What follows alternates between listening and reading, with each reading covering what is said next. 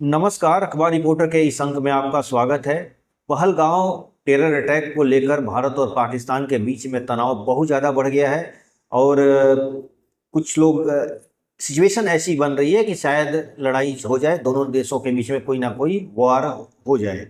इसको लेकर हमारे मीडिया में अलग अलग मीडिया हाउस में अलग अलग चर्चा है। इसी को लेकर आज हम आपके सामने हाजिर हुए हैं और आपसे हमारी गुजारिश है कि आप हमारे चैनल को लाइक कीजिए, शेयर कर दीजिएगा और सब्सक्राइब जरूर कर दीजिएगा। तो चलिए शुरू करते हैं। देखिए, जो टेरर अटैक हुआ है उसके लेकर विद्वानों का वर्ग दो भागों में बटा हुआ है। एक तरफ वो वर्ग है जो सरकार के समर्थन करता है, उसकी नीतियों का समर्थन कर रहा है और कह रहा है कि ये बहुत पाकिस्तान ने जो किया वो बहुत गलत किया है और उसके ऊपर उसे सबक सिखाने की जरूरत है, उसके ऊपर हमला करना चाहिए।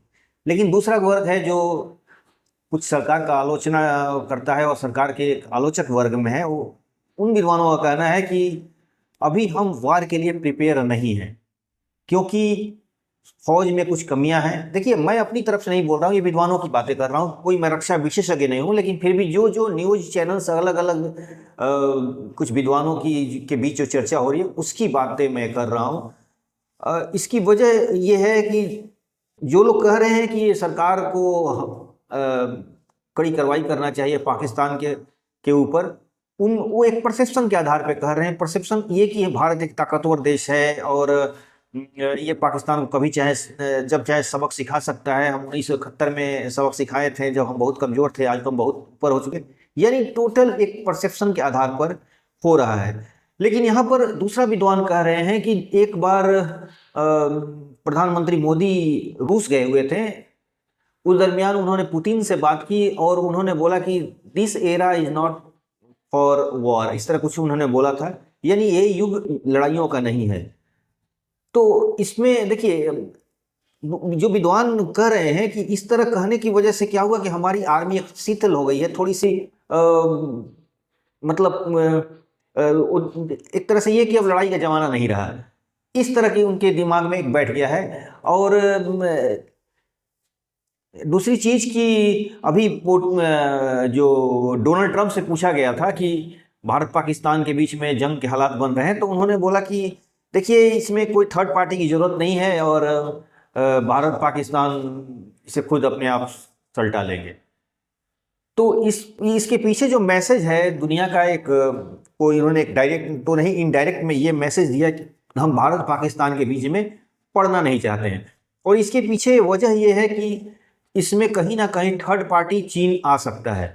और डोनाल्ड ट्रंप डायरेक्ट, अभी चूंकि ट्रंप का जो टैरिफ नीति है इसकी वजह से चाइना खुद एक नाराज है और इसमें अगर अमेरिका खुद आगे बढ़ जाता है तो हो सकता है कि चीन डायरेक्ट वॉर में आ जाए। तो इसलिए उनको डर है कि चीन जो है वो पाकिस्तान की मदद करेगा और डायरेक्ट भले ना मदद करे, लेकिन गोले बारूद और असलहा और हथियारों से उसकी मदद कर सकता है या साइबर सपोर्ट कर सकता है उसको। यानी साइबर युद्ध होने वाले हैं पूरी दुनिया में। समुद्र के नीचे एक जाल बिछा हुआ है जो तारों का है। भारत का इस मामले में अभी बहुत, भारत इस मामले में पीछे है, चाइना बहुत आगे है और हो सकता है कि वो कुछ वायर को डिस्टर्ब कर दे जिससे भारत की सारी कनेक्टिविटी खत्म हो जाए इंटरनेट की, और इसकी वजह से भारत में एक तरह से कम्युनिकेशंस जो गैप पैदा हो जाएगा। और मतलब कहने का मतलब साइबर अटैक करने का की संभावना है और चीन इस तरह के हरकत कर सकता है और बाद में वो मुकर भी जाएगा कि ये इसमें मेरा हाथ नहीं है और भारत इस लड़ाई में पिछड़ भी सकता है। तो विशेषज्ञों का मानना है कि अभी लड़ाई को जितनी हो सके टालना चाहिए और हमें कुछ अपनी जो कमजोरियां हैं, खासतौर पर जो मेक इन इंडिया के तहत जो बातें हुई थी वहाँ उसके माध्यम से कोई टेक्नोलॉजी पर कुछ काम नहीं हो रहा है।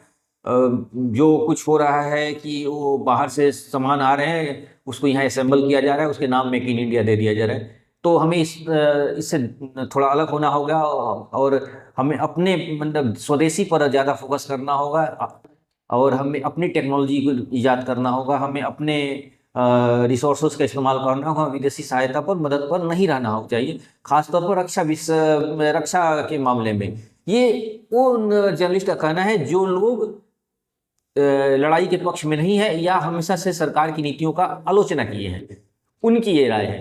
दूसरा जो पक्ष है वो तो कह ही रहा है कि हम इतने कैपेबल हैं, हम हमला कर सकते हैं, हम जीत सकते हैं, मतलब इस तरह। लेकिन देखिए, लड़ाई परसेप्शन पे नहीं होता है और लड़ाई आलोचना पर भी नहीं होती है। मेरा अपना मानना है कि लड़ाई जो होती है वो एक इंफॉर्मेशन के आधार पर होती है, मतलब जो सूचनाएं उनको सरकार को मिलती होगी, सरकार भी इस बात को देखती होगी कि हम लड़ाई के लिए कैपेबल हैं कि नहीं, क्योंकि सरकार के पास सारे सेनाओं का अपना डेटा जाता होगा। सरकार इसे बेहतरी समझ सकती है, इसमें कोई विशेषज्ञ या पक्ष या विपक्ष की बात नहीं है। देखिए, सबसे बड़ी चीज कि ये हमला जो हुआ है, मैं पहले और पिछला वीडियो में भी बताया था कि सिर्फ इसे पाकिस्तान के एंगल से मत समझिए, इसे समझना होगा कि क्या ये लड़ाई कोई थर्ड पार्टी तो नहीं इसके पीछे है, यानी कोई तीसरी शक्ति जो पाकिस्तान को मोहरा बनाकर भारत के खिलाफ इस्तेमाल तो नहीं करना चाहती है। यानी भारत पाकिस्तान युद्ध में उलझ जाए, जिस तरह यूक्रेन के साथ रूस फंसा और पीछे से यूक्रेन को मदद किया गया और लड़ाई 3 साल से चल रहा है, उसी तरह यहाँ पर भी कहीं भारत पाकिस्तान आपस में लड़ जाए, पीठ पीछे जो तीसरी शक्तियां हैं वो पीछे से पाकिस्तान को समर्थन देना शुरू कर दें और भारत की इकोनॉमी पर डायरेक्ट असर पड़ जाए। तो लड़ाई के मैदान में जाने से पहले हर चीज़ सोचा जाता है। कभी कभी 2-3 कदम पीछे और हटना भी एक तरह से रणनीति होती है। भगवान कृष्ण ने भी रणछोड़ नीति अपनाया था। और तो इसीलिए ये बात कहना, कभी इमोशन से लड़ाई नहीं होती है कि हमें गुस्सा आ गया है, हमारे देश पर हमला हो गया है, हमारे देश पर आतंकी हो, चलिए हम बिना सोचे समझे लड़ाई में कूद गए। हर चीज़ सोच समझ के किया जाता है। हमें ये देखिए, मैं यहाँ पर ये कहना चाहता हूँ कि मैं कोई रक्षा विशेषज्ञ नहीं हूँ। मुझे नहीं पता है कि भारत सरकार के पास किस तरह के डेटा हैं, सेना के पास किस तरह की जानकारियाँ हैं, इंटेलिजेंस किस तरह का रिपोर्ट सरकार के पास है, इसकी जानकारी मुझे नहीं है। मैं जो कुछ बोल रहा हूँ, अलग अलग मीडिया से जो अलग अलग इंफॉर्मेशन जहाँ से आती है उसके आधार पर मैं बोल रहा हूँ। तो हमें इस बात, कुछ लोग ये विद्वानों का कहना भी है कि हमें इस बात पर भी सोचना चाहिए और ठंडे दिमाग से सोचना चाहिए कि इस लड़ाई में ये उकसाने वाला काम कौन कर रहा है। कोई थर्ड पार्टी जो भारत की बढ़ती आर्थिक शक्ति की तरह, जिस तरह भारत उभर रहा है, तो उसे चैलेंज करने के लिए, उसमें ट्रैक पे फंसाने के लिए कहीं पाकिस्तान को तो मोहरा बना के इस्तेमाल नहीं किया जा रहा है। हो सकता है कि चीन हो सकता है कि अमेरिका हो सकता है कि वो यूरोपियन देश हो, यानी कोई भी हो सकता है, मुझे इसकी जानकारी नहीं है। लेकिन इस तरह की मैं संभावना, इस तरह की हो सकता है कि इस तरह की कुछ इसमें सच्चाई भी हो। तो हमें हर एंगल से सोचना चाहिए कोई भी लड़ाई में जाने से पहले। इसीलिए मैं ये कहना चाहता हूं कि कोई भी लड़ाई हो तो पहले सरकार पूरी तरह से आश्वस्त हो ले कि ये लड़ाई हम जो करने जा रहे हैं, जिस लड़ाई में हम इन्वॉल्व होना चाहते हैं, वो कितने दिनों में उसको सिमटाया जाए। और हर लड़ाई में एक पीछे का रास्ता तो छोड़ा जाता है निकलने के लिए, ताकि ये नहीं कि हम लड़ाई में उलझते जाएं और अपना नुकसान करते जाएं। हर लड़ाई में एक पीछे का दरवाजा होता है जहां पर हम बीच के रास्ता निकल गए और उसके बाद हम लोग टेबल पे आ जाए, ये तरीका होता है। तो कुल मिलाकर यही लगता है कि दोनों पक्ष का भी सुनना चाहिए। वो लोग जो इमोशनली बोल रहे हैं कि हम पाकिस्तान पर हमला कर देना चाहिए, पाकिस्तान ने हमारे साथ बहुत बुरा किया है, और दूसरा पक्ष जो है वो कह रहा है कि पहले हमें अपने रक्षा विशेषज्ञों से राय लेनी चाहिए, क्योंकि बहुत सारे अभी आर्मी के पास उस तरह के हथियार नहीं है। बहुत सारे एयरफोर्स के बहुत सारे ऐसे चीज़ हैं कि जिसमें भारत कमज़ोर है, और दूसरी बात कि साइबर शक्ति के मामले में भी भारत कमज़ोर है, क्योंकि अगर हो सकता है कि लड़ाई के समय कम्युनिकेशंस ब्रेक हो जाए तो भारत के सामने एक बहुत बड़ा संकट आ सकता है। और यही बात नहीं, अगर भारत में पूरा इंटरनेट बंद हो जाए तो एक क्योस वाली स्थिति हो सकती है। एक ऐसा सिचुएशन हो जाएगा कि जब पूरे देश क्राइसिस के जाल में फंस सकता है। तो कुल मिलाकर ये लग रहा है कि हमें लड़ाई में जाने से पहले हर पहलुओं को भी सोचना चाहिए। हमें ये देखना चाहिए कि लड़ाई में जाने के बाद हमें फ़ायदा है लॉन्ग टर्म में या नुकसान है। अगर लॉन्ग टर्म में नुकसान है तो मुझे लड़ाई से पीछे हट जाना चाहिए, क्योंकि हर चीज़ इमोशन और भावनाओं में बहकर जज्बाती होकर फैसला लेना ठीक नहीं है।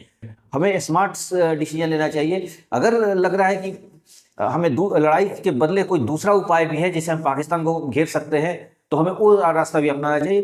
कोई भी युद्ध अंतिम विकल्प होता है, और हमें सिर्फ पाकिस्तान के नज़रिए से ही नहीं सोचना होगा, हमें वो नज़रिए उस पर भी गौर करना होगा कि कहीं तीसरी शक्तियां और चौथी शक्तियां जो हैं, जो पाकिस्तान को मदद तो नहीं कर रही है भारत को उकसाने के लिए, कि भारत रूस की तरह उस ट्रैप में फंस जाए।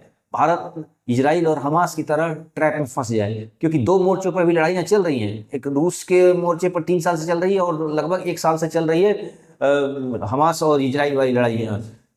6-7 महीने हो गए, अभी तक उसका कोई रिजल्ट नहीं आया है। और तीसरा मोर्चा कहीं अगर भारत वाला ना खुल जाए। और भारत के पीछे ऐसा जो लोग आशंका जाहिर कर रहे हैं वो भी ठीक बोल रहे हैं कि भारत की उभरती शक्ति के बाद से बहुत सारे लोग जल रहे हैं, अंदर ही अंदर कुड़ रहे हैं। वो कहीं ना कहीं पाकिस्तान को आगे कर लेंगे। देखिए मैं बोला हूं ना कि सुअर अगर कीचड़ में लूट जाए तो हम उसके साथ कुश्ती नहीं लड़ने जाते हैं, क्योंकि सुअर का तो कुछ नहीं बिगड़ेगा, हमारे कपड़े जरूर गंदे हो जाएंगे। तो वही वाली बात है कि वो बर्बाद देश है, वो फेल्ड नेशन है, उसके चक्कर में हम लड़ जाए तो हमारी अभी लंबे टारगेट जो किया है, हमें 2047 का टारगेट किया है, हमें बहुत कुछ काम करना है। हमें अपनी सिक्योरिटी के क्षेत्र में बहुत काम करना है, हमें नई नई टेक्नोलॉजी का ईजाद करना है, हमें साइबर शक्ति के रूप में उभरना है, हमें एयरफोर्स में बहुत डेवलप करना है, हमें अंतरिक्ष के भी, अगर कल अंतरिक्ष वार होता है तो उसके लिए हमें तैयारियां करनी है, हमें लंबे सोचना है। तो हमें एक छोटे से उकसाने पर और जज्बाती होकर हमें कोई डिसीजन नहीं लेना चाहिए। और भारत जो भी सोचे इस लड़ाई में, अगर उससे इस लड़ाई के विकल्प कुछ निकल जाए जिससे पाकिस्तान को हम नुकसान कर दे, यानी सांप भी मर जाए और लाठी भी ना टूटे, हमें पहले उस पर विचार करना चाहिए। तो आज के अंक में बस इतना ही। नए के साथ फिर आपसे मुलाकात होगी। आपसे हमारी गुजारिश है कि आप हमारे चैनल को लाइक कीजिए, शेयर कीजिए, सब्सक्राइब जरूर कर दीजिएगा। धन्यवाद।